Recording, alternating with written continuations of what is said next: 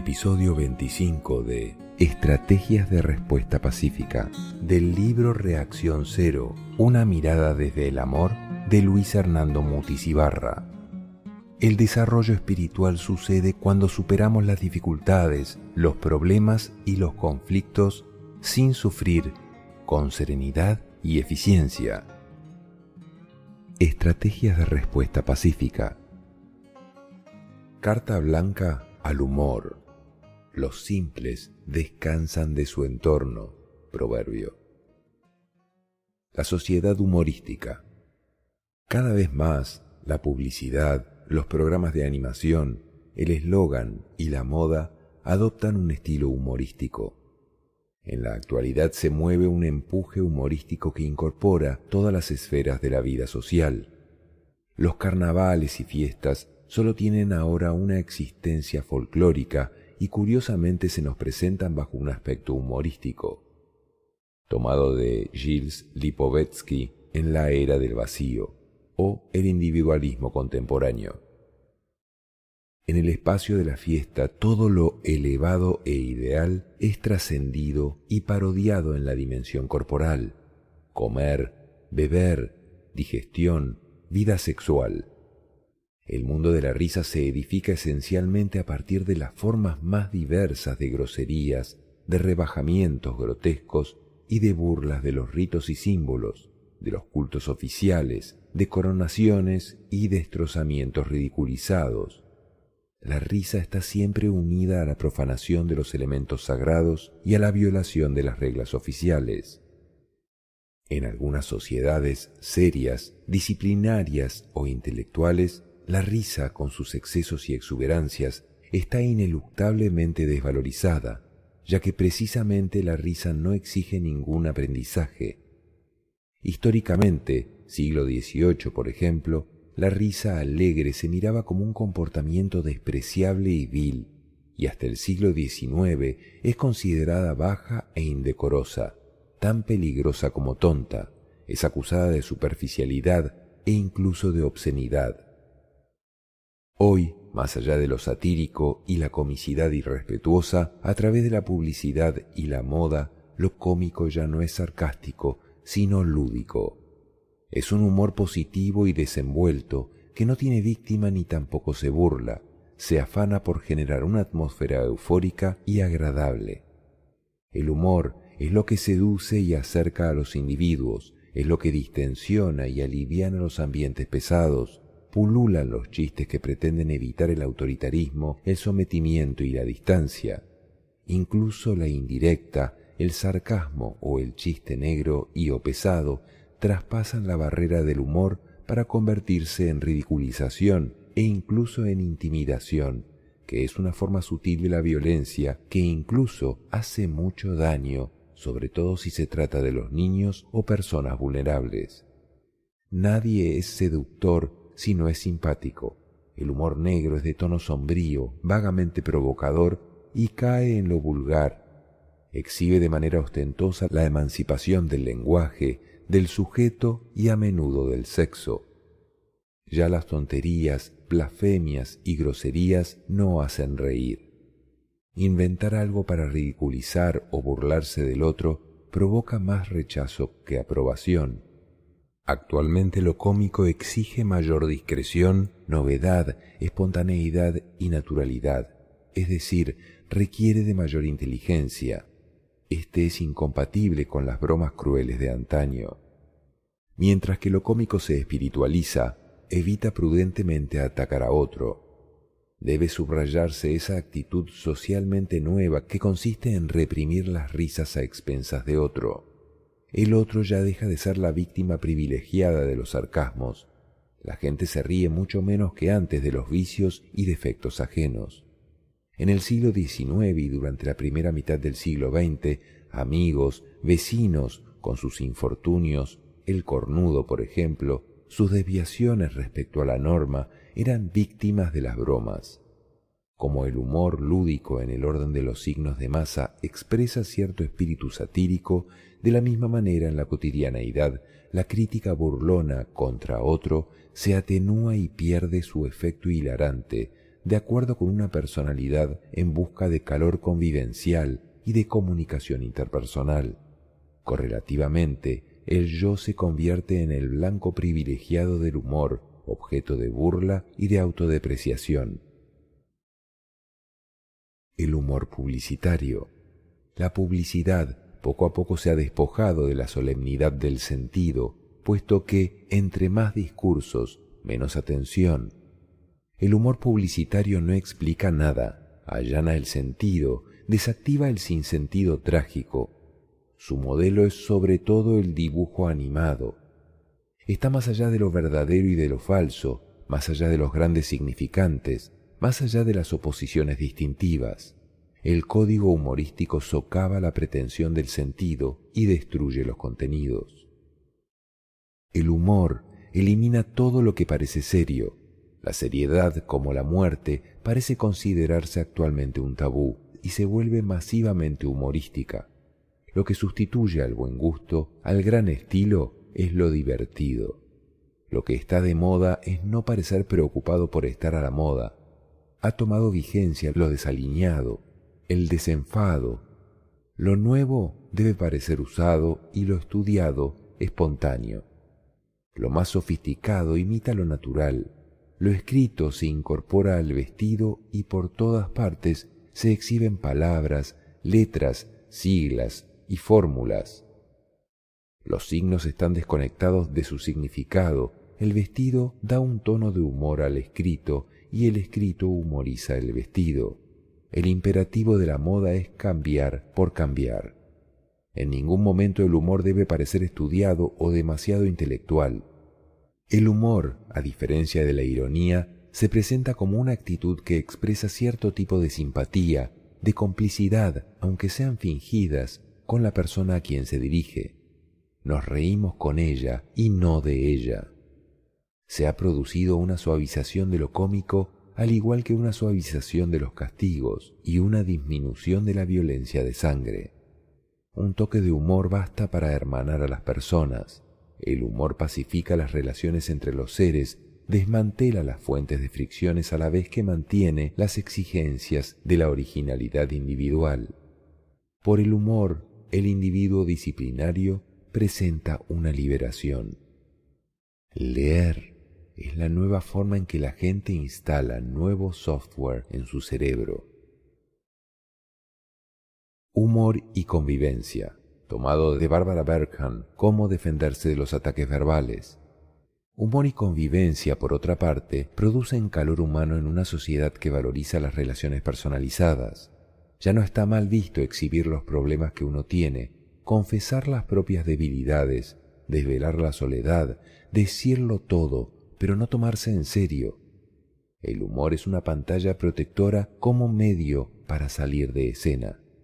Los valores que estructuran el mundo hasta mediados del siglo XX, como el ahorro, la castidad, conciencia profesional, sacrificio, esfuerzo, puntualidad, autoridad, ya no inspiran respeto, invitan más a la sonrisa que a la veneración.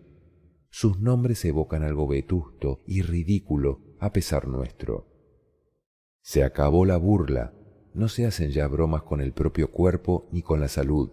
El espectáculo está en todas partes, en la propia música, en la gente, en el exhibicionismo en los shows luminocinéticos, en el quién da más de looks, de sonidos, de juegos de luz. Esa hiperteatralización es lo que vacía el Palace de toda seriedad, lo convierte en un lugar flotante y polivalente, un lugar neobarroco con un toque delirante. Tomado de Gilles Lipovetsky, La era del vacío. El deporte se ha convertido en un trabajo sin preocupación competitiva, fuera de las federaciones y gimnasios, lejos de los estadios. No se busca hazaña, fuerza ni el reconocimiento, sino la forma, la salud, la libertad, la elegancia de movimiento y el éxtasis del cuerpo. Lo mejor que podemos hacer con las rarezas de los demás es reírnos. Tampoco es que se pueda hacer mucho más. Hay gente que ha pasado años intentando reeducar a sus padres, a su pareja o al jefe. Puede que incluso alguien haya tenido éxito puntualmente, pero los defectos de los demás son asombrosamente obstinados, más o menos tan obstinados como nuestros propios defectos, de los que a menudo, aunque queramos, no conseguimos desprendernos en la vida. Por eso es mejor tener en cuenta estas sugerencias. Primero, dejemos de querer mejorar a los demás.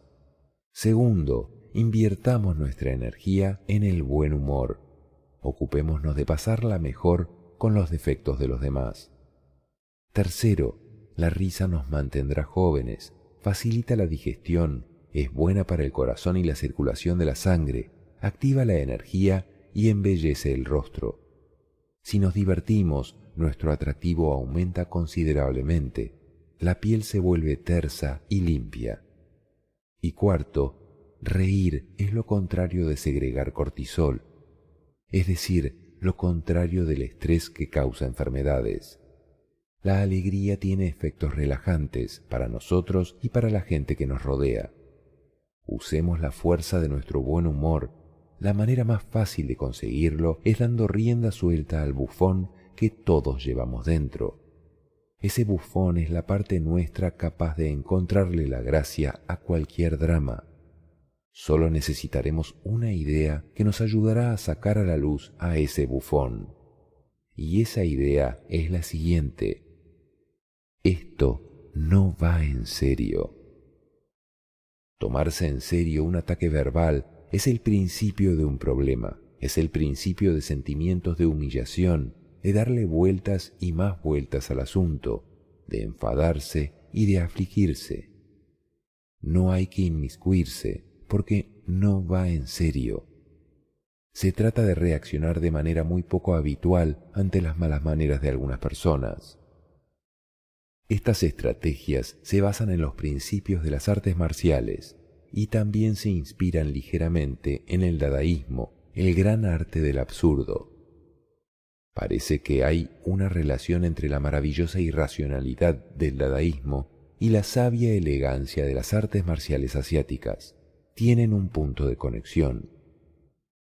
Como expresa Quino en su historieta Mafalda, encontramos a Felipe que le dice a Mafalda: nuestro derecho a la educación es tan discutible que no hay la más mínima esperanza de que algún alma caritativa nos lo quite. O Miguelito que le dice a Mafalda: comprensión y respeto, eso es lo importante para convivir con los demás.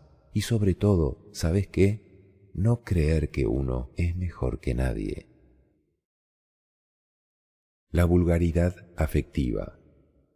¿Quién no ha sentido de inmediato y la sensación mayor de alivio ante un golpe recibido, y que de nuestra boca sale automáticamente una interjección vulgar como ¡ay, hijo de puta!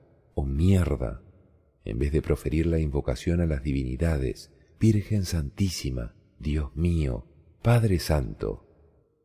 Lo cierto es que, por lo común, estas expresiones soeces aparentemente liberan con precisión algunas emociones venidas del instinto. Realmente hay que comprender que las personas se expresan con lo único que han aprendido, sobre todo en sus hogares y en sus entornos de vida. Y para no ir muy lejos, ¿quién no ha escuchado el trato afectivo entre personas de ciertos oficios, donde las palabras vulgares como marica, hijo de puta, malparido, boludo, tienen un matiz totalmente de afectividad y confianza, solamente si son dichas en el coloquio de sus conversaciones? Y si no están expresadas regularmente en estos contextos, es que surge la pregunta: ¿por qué estás grave o enojado?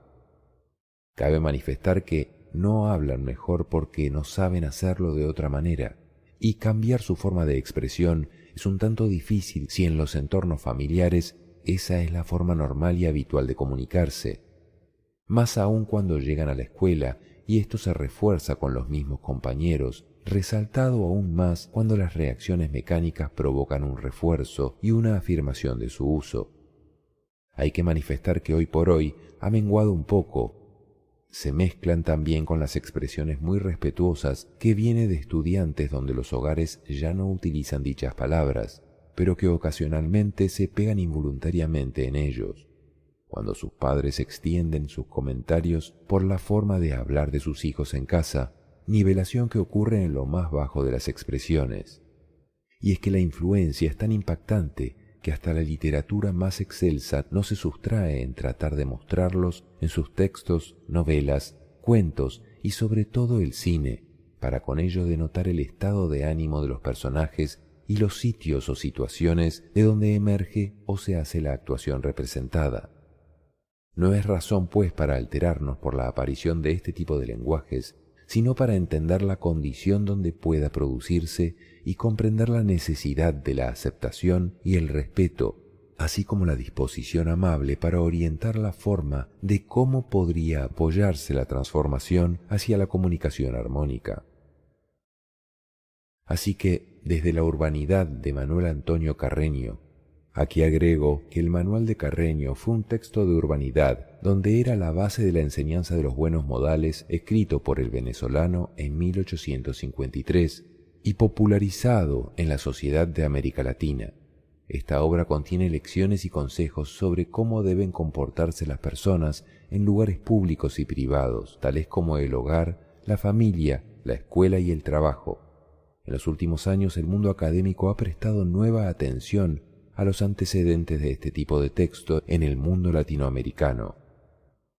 La Academia de la Lengua se permite recomendar a los 580 millones de personas que se expresan en la lengua de Cervantes que no podemos seguir permitiendo que los modismos perjudiquen el uso variado y muy rico que tiene nuestra lengua, por lo cual es recomendable reemplazar el uso vulgar de algunas expresiones por frases y palabras más afectivas, amorosas y respetuosas, con lo cual se muestran los siguientes ejemplos. Muchos docentes que trabajamos en el sector de la educación pública nos podemos dar cuenta que el lenguaje utilizado en las relaciones interpersonales entre los niños es tal cual como aparece en el cuadro comparativo siguiente de la columna izquierda. En primer lugar, expondremos la expresión vulgar y su correspondiente significado recomendado para utilizar. Ni por el putas, no puedo asegurarte que va a ser posible. Me importa un culo, no veo motivos para preocuparme. Pero ¿qué hijo de puta tengo yo que ver con esa mierda? Inicialmente yo no estaba participando de ese proyecto. Es una chimba, parece muy interesante. Hijo de puta, estos huevones no me avisaron. Debemos mejorar nuestra comunicación interna. No entiende ni mierda, no está familiarizado con el tema. Partida de hijo de putas, no hay satisfacción con el resultado. Vamos de culo para el estanco. Los índices de productividad muestran una caída sensible. Ahora nos van a mandar a todos a la mierda. Es posible que tengamos que revisar y hacerlo de nuevo. Nos pueden descalificar. Yo de entrada sabía que eso no iba a servir pa' un culo. Mis disculpas, podría haberles informado que no era prudente presentarlo ahora. No era pertinente. Ese es un malparido que no sabe ni mierda. Esa no es exactamente su área de experiencia. ¿Cómo es que ese huevón cree que sabe más que uno? Quizás él no tiene la misma experiencia mía. Si esa mierda sale bien, me corto una hueva. Esperamos que el proyecto tenga éxito. El marica cree que estamos jugando. Nuestra posición no es negociable. ¿Y quién putas le dio permiso? No estaba debidamente autorizado. El estrés lo tiene vuelto mierda. La tensión lo tiene postrado y enfermo. Vive en la puta mierda. Tiene dos acepciones. Una, vive muy lejos o muy retirado. 2. Vive en la miseria y es muy pobre. Cambiar a expresiones o lenguajes más respetuosos es el ejercicio continuo que en las instituciones escolares se hace sobre el uso de los lenguajes, aunque la economía del mismo ha llevado a reemplazarlos por otras similares, aunque más permeables y con mayor suavidad, aunque dicen lo mismo, pero con mayor aceptación y menos escándalo. Aunque se pretende dar mayor dignidad a ciertas profesiones milenarias, por cierto, y con ello conduce a un trato más respetuoso a quienes ejercen dichas funciones o viven ciertos estados naturales, o se pretende reducir las desigualdades que el mismo lenguaje y el sentido social le cargan a dichas palabras. aunque queda claro que solo en la medida en que hallemos las palabras adecuadas para expresar concretamente lo que queremos decir, estaremos en condiciones de dominar el lenguaje. Veamos estos ejemplos. Ya no hay ciegos, sino los no videntes. No existen lisiados, sino los minusválidos. Desaparecen los viejos, ahora son los de tercera edad. No son prostitutas, sino trabajadoras sexuales. En la escuela ya no hay niños malos, sino que se presentan problemas de aprendizaje. El aborto es ahora la interrupción voluntaria del embarazo. En vez de asesinos, se utiliza mejor el de violentos. En vez de cocinera, se utiliza mejor empleada doméstica. En vez de marica, se dice mejor homosexual. Estos son solo unos muy brevísimos ejemplos, sin tocar tampoco los regionalismos, pues cada región o lugar tendría sus propios diccionarios para unificar con certeza los lenguajes contextuales. Todo lo que presenta una connotación de inferioridad, de deformidad, de pasividad, de agresividad, debe desaparecer a favor del lenguaje diáfano, neutro y objetivo. Aparece un lenguaje eufemístico y tranquilizante, es un lenguaje semántico centrado en el desarrollo humano, en el respeto de las diferencias individuales, donde comunique sin resistencia y sin segregación. Es importante que miremos lo que dice Alex Grigelmo sobre las palabras, en sus libros La seducción de las palabras o Defensa apasionada del idioma español o La gramática descomplicada. Nada podrá medir el poder que oculta una palabra.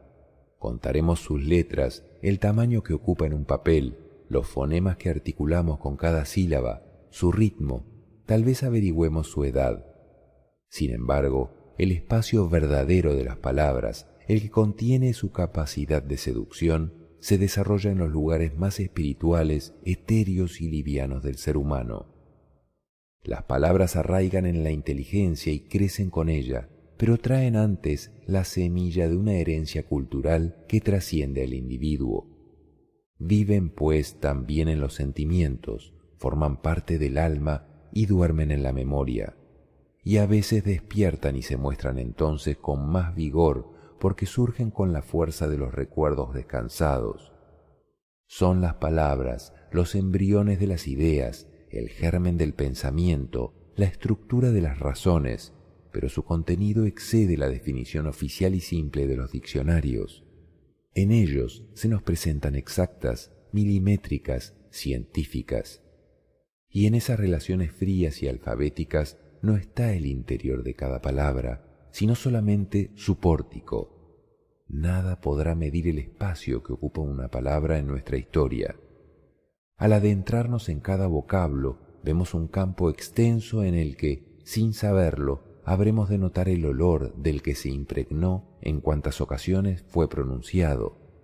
Llevan algunas palabras su propio San Benito colgante, aquel escapulario que hacía vestir la Inquisición a los reconciliados mientras purgasen sus faltas. Y con él nos llega el almagre peyorativo de muchos términos, incluida esa misma expresión que el propio San Benito detestaría. Tienen otras palabras, por el contrario, un aroma radiante y lo percibimos aun cuando designen realidades tristes, porque habrán adquirido entonces la capacidad de perfumar cuanto tocan. Se les habrán adherido todos los usos meliorativos que su historia les haya dado, y con ellos harán vivir a la poesía. El espacio de las palabras no se puede medir porque atesoran significados a menudo ocultos para el intelecto humano, sentidos que sin embargo quedan al alcance del conocimiento inconsciente. Una palabra posee dos valores. El primero es personal, del individuo, va ligado a su propia vida, y el segundo se inserta en aquel, pero alcanza a toda la colectividad, y en este segundo significado conquista un campo inmenso donde caben muchas más sensaciones que aquellas extraídas de su preciso enunciado académico.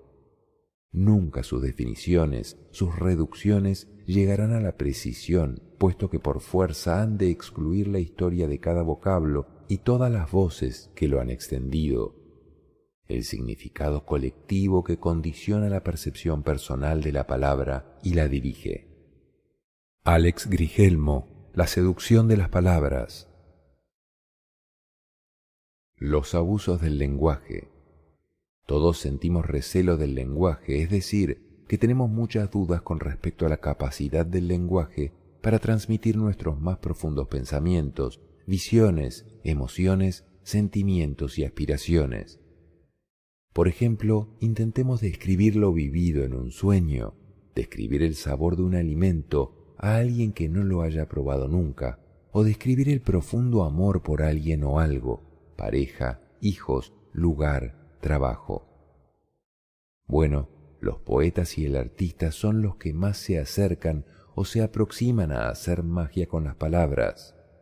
Y aún así, esas imágenes solo son un referente de lo que se quiere mostrar, pues el significado de dicha expresión realmente va más allá del lenguaje.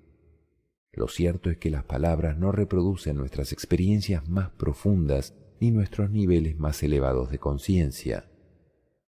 Muchos expertos nos han advertido contra los abusos del lenguaje, es decir, que lo utilizamos para distorsionar diversas realidades, inflar emociones, agitar conductas, distorsionar informaciones, muchas veces para tener control social y político sobre las personas y grupos.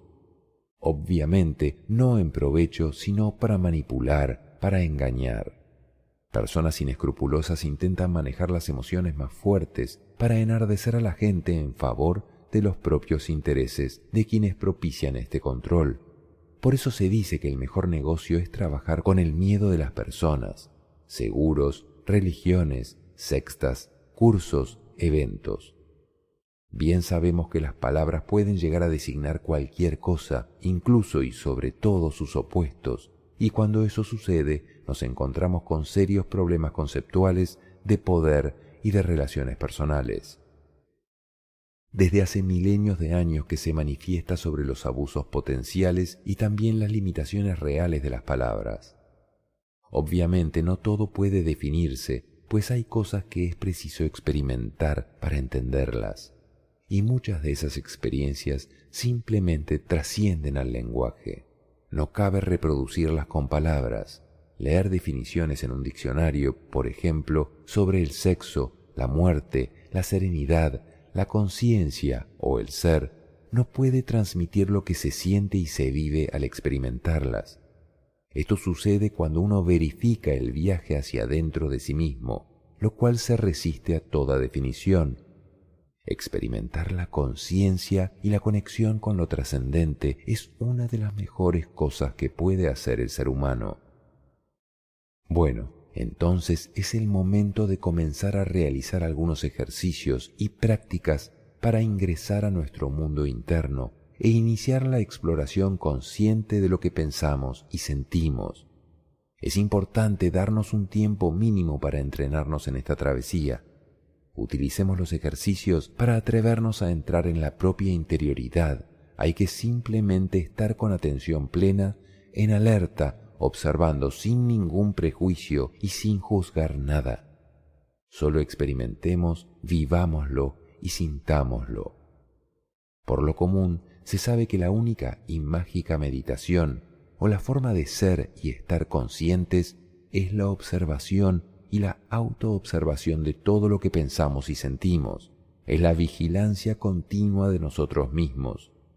Y las relaciones humanas se constituyen en el mejor laboratorio que tenemos. Intelectualmente correcto. Esto fue tomado y adaptado de Alejandro Jodorowsky en Psicomagia.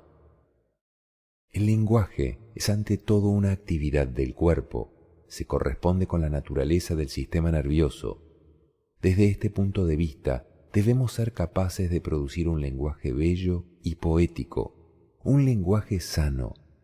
Las enfermedades mentales, como las enfermedades corporales, se reflejan en la manera de hablar. Hay palabras dementes, enfermas, tuberculosas o cancerosas, palabras que no son naturales sino violentas y criminales.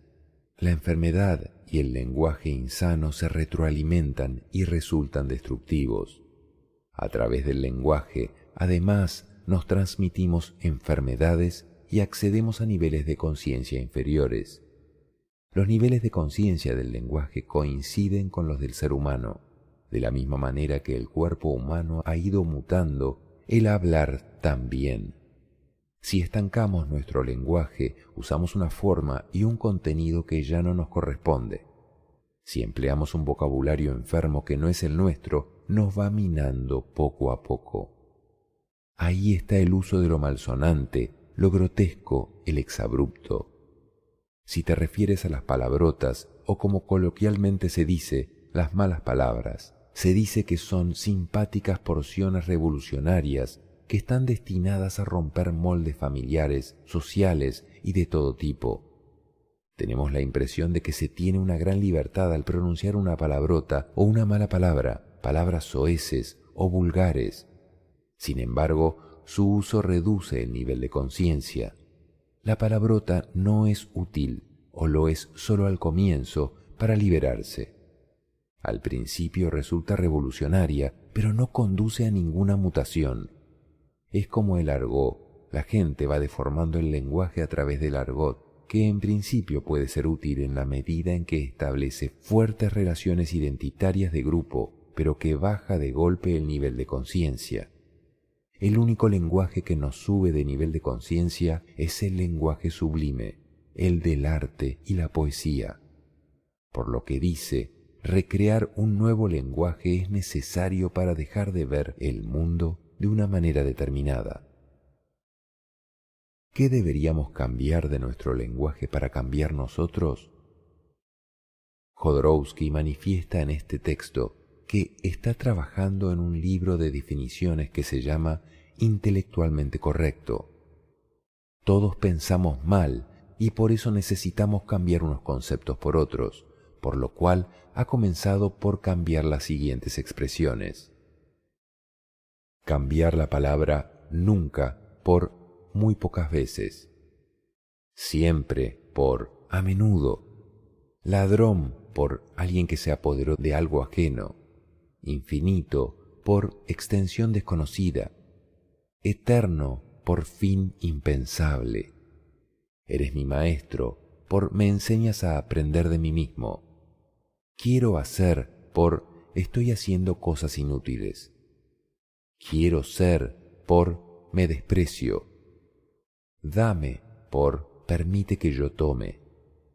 Imítame por no te respeto. Mi mujer por el ser con el que comparto mi vida. Mi obra con lo que he recibido. Así eres con así te percibo. Lo mío con lo que ahora tengo. Morir con cambiar de forma. Felicidad con estar cada día menos angustiado. Decisión con estar cada día menos confuso. Valentía con ser cada día menos cobarde. Inteligencia con ser cada día menos tonto. Comienzo por continuación de. Hermoso día con hoy me siento bien. Fracasar por cambiar de actividad. Y soy culpable por soy responsable. Decía que estaba haciendo el libro escuchando a la gente hablar por el camino, con lo cual va creando senderos en el lenguaje. También está aportando definiciones que rompen con las que existen. Todas ellas se definen por su propia negación.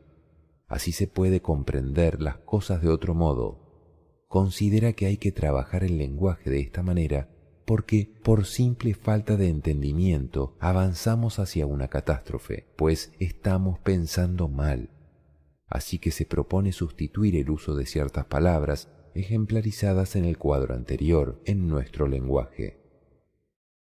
El mecanismo por el que pueden las bellas artes aumentar nuestro nivel de conciencia se encuentra en su propia definición.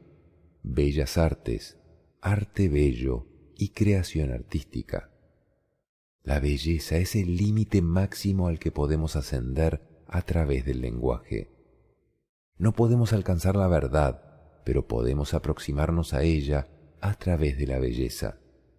En el lenguaje no hay verdad. La belleza es lo que los iniciados llaman el resplandor de la verdad. Es lo máximo a lo que puede llegar el ser humano. La fealdad se correspondería, por el contrario, con el nivel más bajo de conciencia, pues al decir belleza hablamos de fealdad, al decir luz hablamos de oscuridad. Son opuestos. Al citar a una ya estamos hablando de la otra. Si tenemos que definir la fealdad, nos diría que muchas veces se busca un concepto antagónico a la belleza. Con este sistema de opuestos se hablaba de bueno y malo, de bello y feo. Se pasa por todo aquello y al final se queda con dos conceptos, herramientas: útil e inútil. Útil es todo aquello que nos ayuda a alcanzar niveles de conciencia más elevados. Inútil es todo aquello que nos rebaja el nivel de conciencia, lo que repercute sobre el sistema nervioso, provocando depresión y autodestrucción. El ataque a nuestra propia salud conduce a la destrucción de los demás. Sin embargo, el nivel de conciencia más alto conduce a la euforia de vivir y al deseo de inmortalidad, eternidad e infinitud. La inmortalidad se alcanza probablemente de manera colectiva, ya que la muerte es un fenómeno individual, exaltando y defendiendo a la humanidad. La raza humana como colectivo puede ser infinita. La muerte es individual y saberlo ayuda a entender el mundo. La negación de la muerte es la negación de lo individual. Estamos en este mundo para convivir en armonía. Quienes lo saben no luchan entre sí. Buda.